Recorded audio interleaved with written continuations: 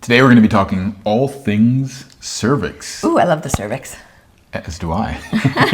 In fact, I would say this is one of the areas that there's a lot of mystery, mythical powers that are able to be unleashed, and a lot of this kind of metaphorical talk of what is possible. But today we're going to make it very practical. There's also misunderstanding. There's a lot of misunderstanding, misconceptions, and yet at the same time there is a tremendous potential to awaken one's emotional side of their relationship with themselves as well as a partner, tapping into different types of psychological phenomena and memories and feelings that have been there in the past, opening oneself up to tremendous amounts of pleasure that typically are only written about in poetry, psychedelic states, transcendental states to share with partners. There's just so much here to tap into that I just am very excited to talk about. Probably one of my most favorite parts of the human anatomy. Cheers. Well, that's pretty cool. I think also I want to dispel some of the myths and the misconceptions right off the bat. If I recall some of the discussions I've had with doctors, and I think you have had the same, is that the cervix isn't really innervated. There should be no sensation. There's debates that there's no such thing as internal orgasms. It's all just clitoris. All of those kinds of things. And what kind of makes me giggle is it's like someone who's blind, who's holding on to the tail of the elephant, and meanwhile you can see the whole elephant. You've touched the trunk and the ear and the leg and the back and also the tail. And the person who's holding the tail that's blind is going, this is the only part of the elephant that actually works and that matters. I'm like, there's a lot more to this than meets the eye, quite literally. I mean, even to the point that a lot of doctors that will tell me that it's not innervated because they've had work with female clients where they're putting in IUDs to then literally deal with birth control, etc. And then they'll say that it's not innervated, yet the woman's complaining of pain or how painful it is when it gets removed or put in. And I'm like, well, don't you have this with your clients? Yes, they do, but well, there's no but. If they're feeling it, then there's innervation. Or are you saying that there's something in the human body that feels without innervation? Because now we're dealing with a whole other realm that goes way beyond medicine and science, and seems even more crazy for you to be saying that than, oh, actually, maybe it is innervated. And then for a lot of people, the cervix isn't something you consider as part of the sexual anatomy. Yes. The pleasure anatomy. It's just considered, well, that's part of the pregnancy piece, but it's not part of the sexual pleasure piece. I mean, most people don't go beyond the clitoris, but even the CUV complex, the clitoral urethral vaginal complex, leaves out the cervix and the womb. So when we've had the CUV complex drawn, we've actually included the cervix, even though it is, and I think this is what's truly fascinating, is that the cervix isn't just an anatomical structure. It is the womb. It's a part of the womb. It's literally in Latin, the neck of the womb. So this is an opportunity to actually meet what is very much an internal organ of the utmost sensitivity, utmost intimacy. It's where life is literally conceived. I mean, there's just so much here to unpack. A lot going on. Yeah. So one of the things that is important to realize for some of the ladies who might be watching and going, oh, I don't have my cervix, I'm missing out, still lean into this conversation, because even if you've had a full hysterectomy where they removed everything and removed the cervix and that's been closed up, there's still innervation that can happen. There's still some really amazing things that can happen. So I've also worked with women that have had hysterectomies, and almost as if it was a phantom limb, having that area stimulated as if it was there, was experienced as it was there, and brought a lot of relief to that area. So this is definitely something for women who have had their womb or just even portions of the cervix removed. And this is also definitely for you men out there. Yes, and a lot of trauma can also happen with the cervix. So that could happen maybe with a painful intercourse where the cervix is hit with the wrong angle and just really, really hurts, takes your breath away, can leave you feeling bruised.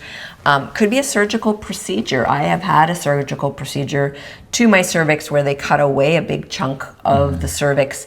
It was on a big camera, and that was so, the whole thing was traumatic. I had to like really reorient myself around that experience. So if you've had that sort of experience, what we're about to talk about is going to support more integration and more healing so that you can open up again. Because a lot of times when this happens is we just shut off that area, and we want to actually activate that area. So even if you're a guy who has what would be statistically considered, population demographic wise, a small penis, there are still ways that the cervix will be stimulated by you.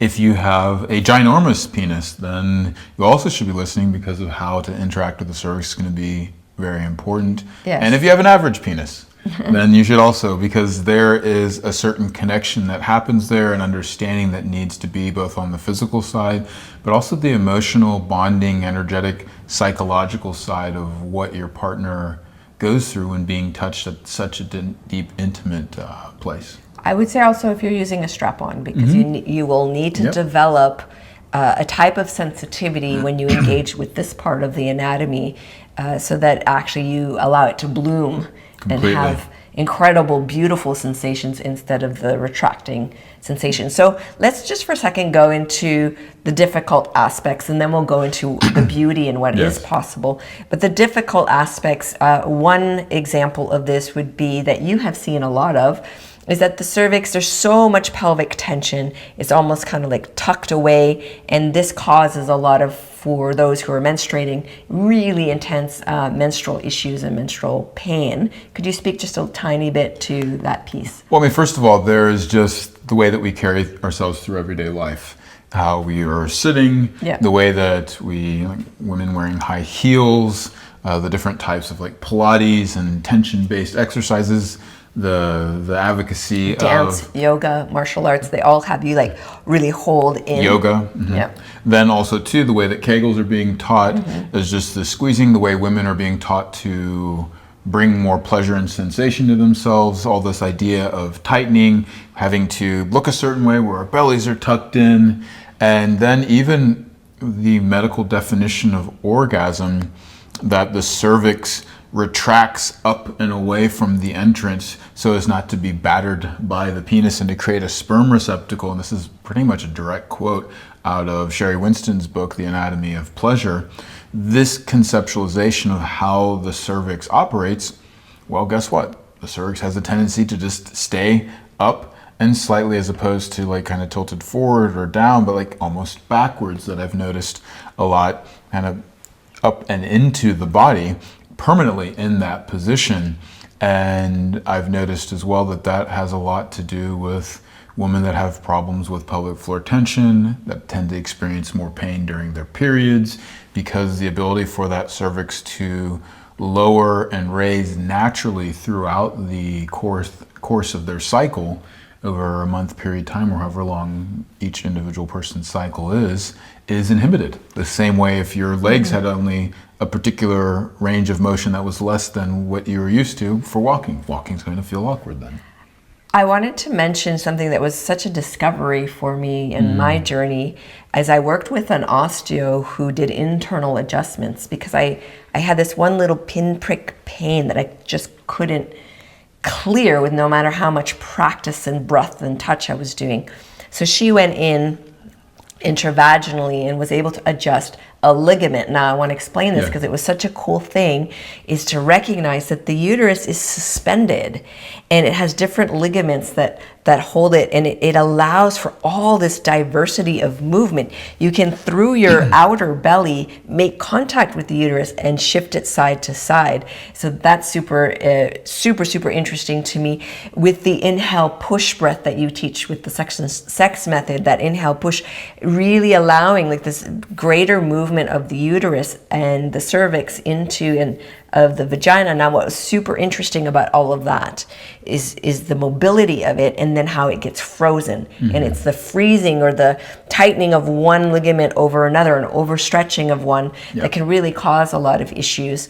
I didn't even know that, because you kind of, when you look at an anatomy picture of the whole structure, you just think it's a stationary thing and that's it. Yes. But actually, it's very, it has to be, because when it's expanding to hold a child, it needs a lot of that fluidity and ability to expand.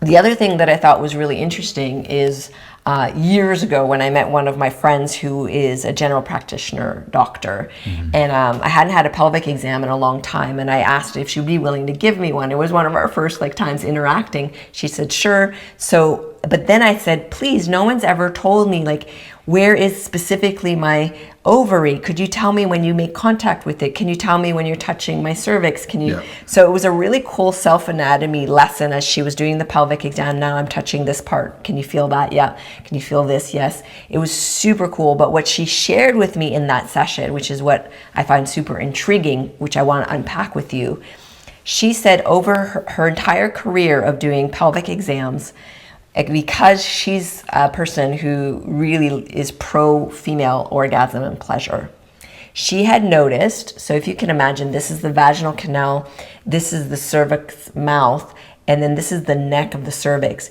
She said with women where the cervix had a longer neck, they were way more orgasmic than women who had a short neck. Now, that was interesting information then, but meeting you and also meeting some pelvic pain people and osteos after that, what I recognize is maybe the ones who had the short neck, it was a stationary kind of locked in place, not a lot of breath happening. And those with the longer neck had this mobility and this ability to actually move things around internally. So this is my speculation based on personal experience and feedback from having multiple pelvic exams from very different types of professionals. But I thought I'd ask you what you think of that. Is it possible that the cervix can come down and move up? Is that what you've noticed?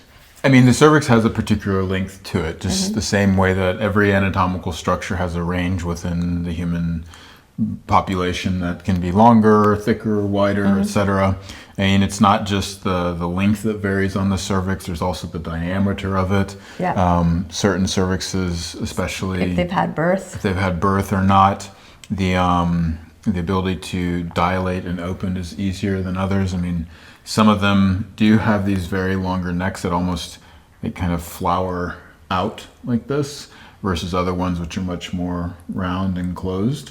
And I imagine it also depends the different times of the month.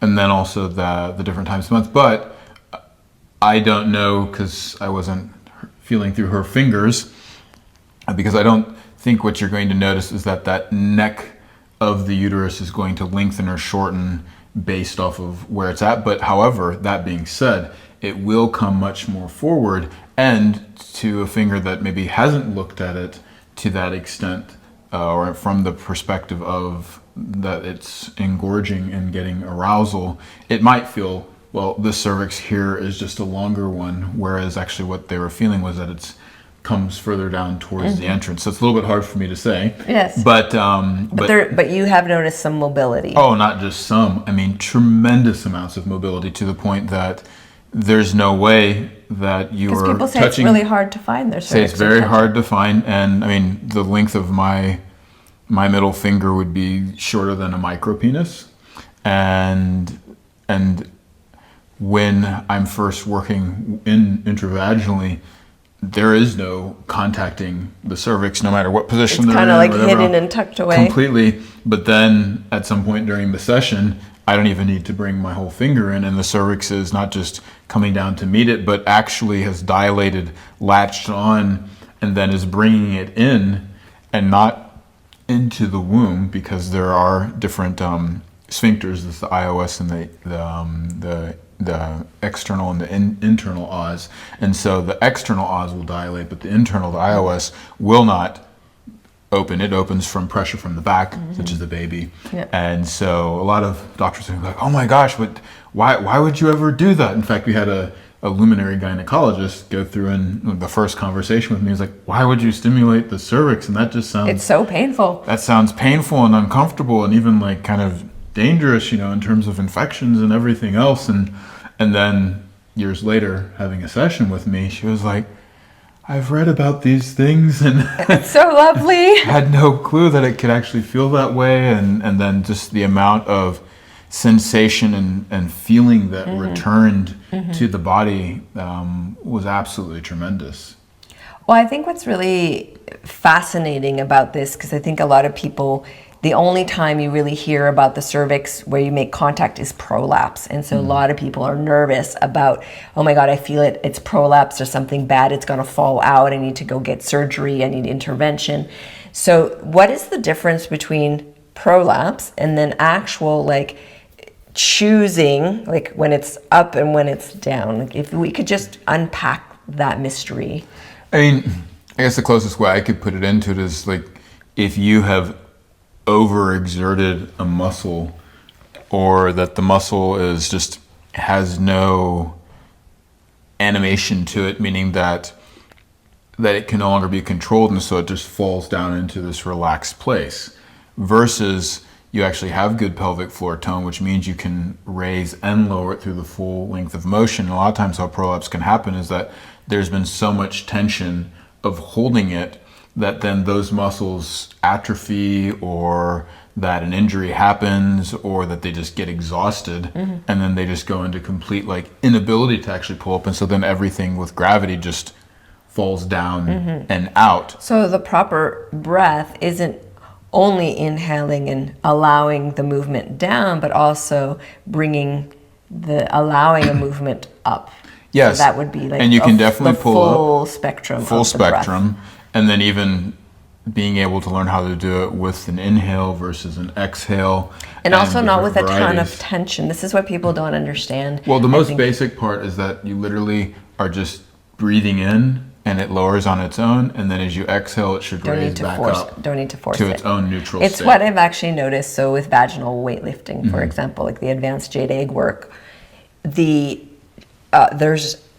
so what you do is you have the egg inside, you have a string, it's attached to something. I usually would use water bottles and water, because then you can really incrementally increase. Yes. So you have a lot of control. And then you hold at the base of the bottle, you're holding kind of the longest place that it would be before falling out. Yes. And then you leave that hand there, and then as you draw the uterus up, the bottle lifts right up off the hand. Incredible. And then it can come back and touch. And you can see this incredible amount, or a huge range of movement. Yes. Just from, this is not tough breathing, it's just a very gentle lifting, relaxing, but not letting go completely. Yes. So that kind of practice, when it's done really well, and again, it's more done relaxed. It's not done as clenching and stress. That's really not good for that area.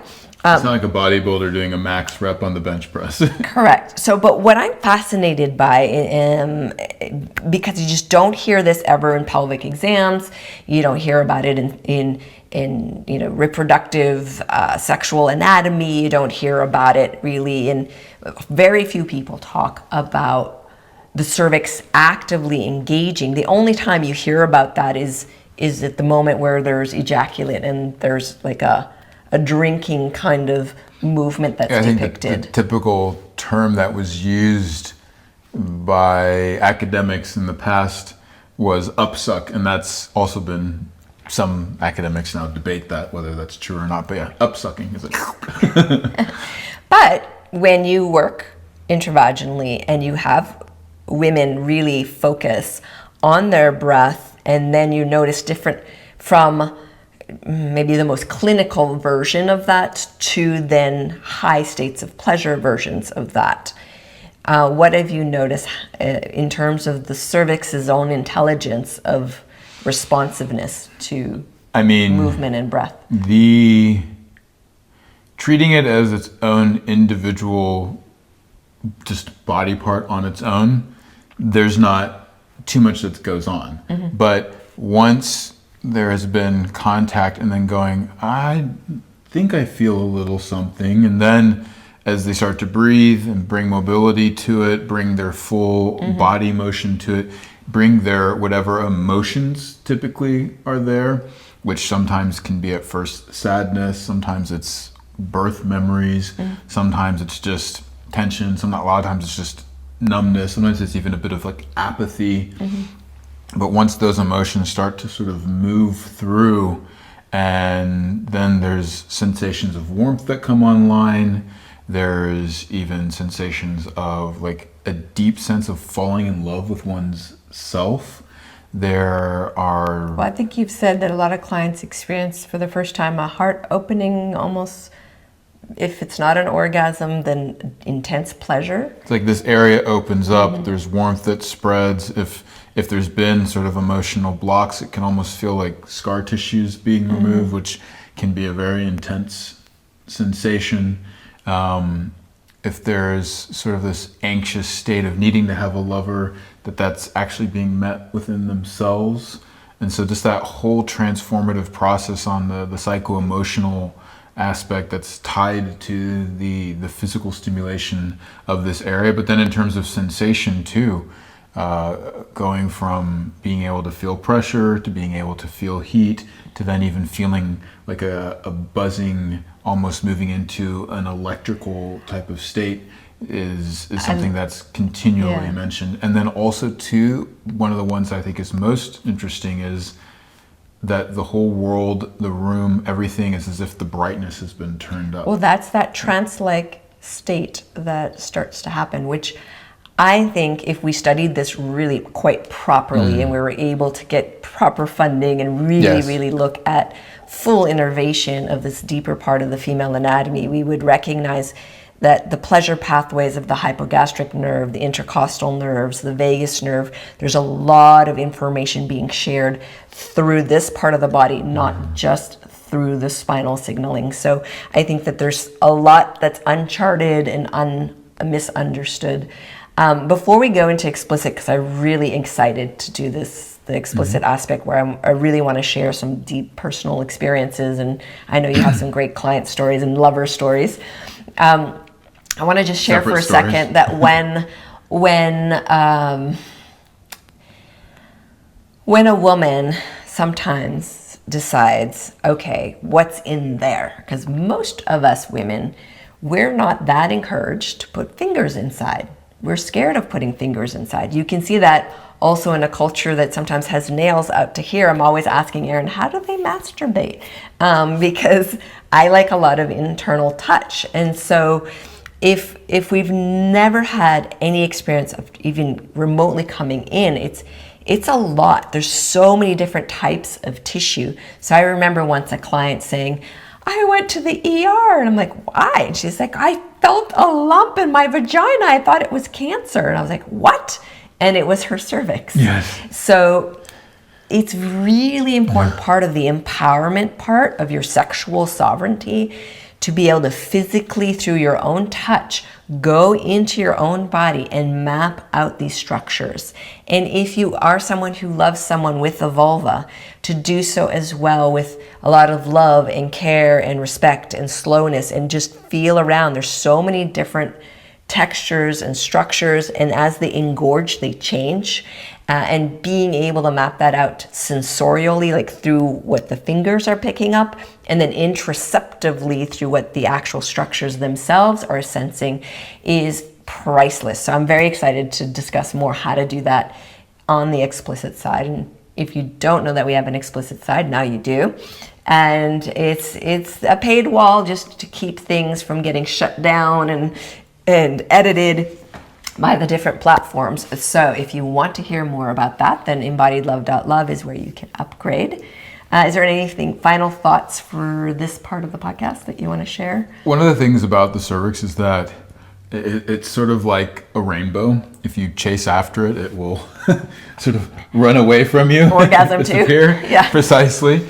However, learning to work with, especially as a woman, your own body, so that way then your body is the one that's bringing it down and choosing to bring it down, and learning the specific biomechanics of how to use your breath with your pelvic floor, with your hip tilt, with your different tones of voice are all going to help to bring a very different experience than you may have had. And I just state this as an encouragement. That way then, if you've ever had really negative experiences, or you've just had a neutral experience, or even just want to like optimize your experience, that you take that perspective of it. And also anyone that you might work with professionally also would be bringing that perspective. And for you guys who think it's, it's all about me, or, I need to be a certain length, or I'm the one doing everything. It's really how much can you invite the other person into it. And the key, even though it sounds weird and a bit out there, is how much feeling of love that you can bring to this part of the body.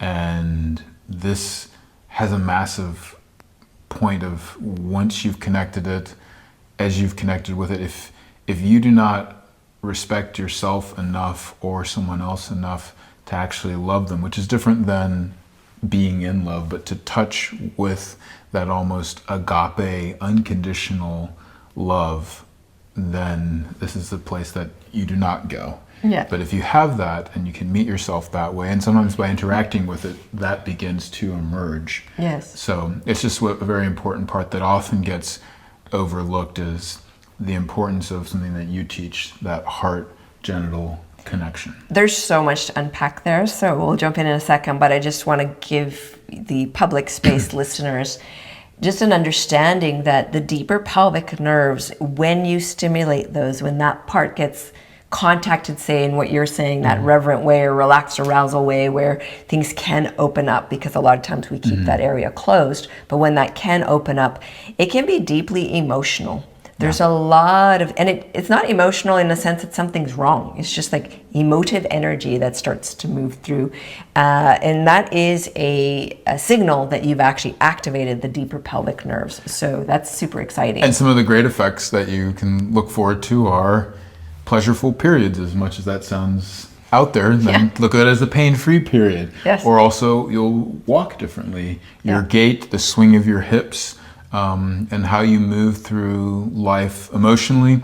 And some of the really interesting things that I've noticed have been clients who've always had a tendency to choose a very particular type of partner that they're not wanting to interact with anymore, that as they create this shift and work with this part of their body, they just put out a very different vibe and attract a very different vibe, and find themselves attracted to a different type of partner, and different types of partners who they normally wouldn't have found them interesting all of a sudden do start to find them interesting. And then the last piece I want to say before we jump over is the ability to understand that you can bring that cervix forward, you can move and breathe with it. If you look at it from the Taoist perspective of sexual reflexology, it's the capacity to be willing to open that front body and to make your heart available in a sexual experience, and to actually bring that part of yourself into it. So it may not be for everyone, but when you're ready for that experience, it will bring you into a whole new erotic landscape. When you say opening the front body, it's literally the difference between this and stretching and open. Naturally feeling open. Yes. And moving through the world. Does this feel good? Yeah. No, that's when you know the front body's open. Awesome. Well, let's switch over. To join us for the complete and explicit version of this podcast, just simply upgrade your membership and you'll get instant access.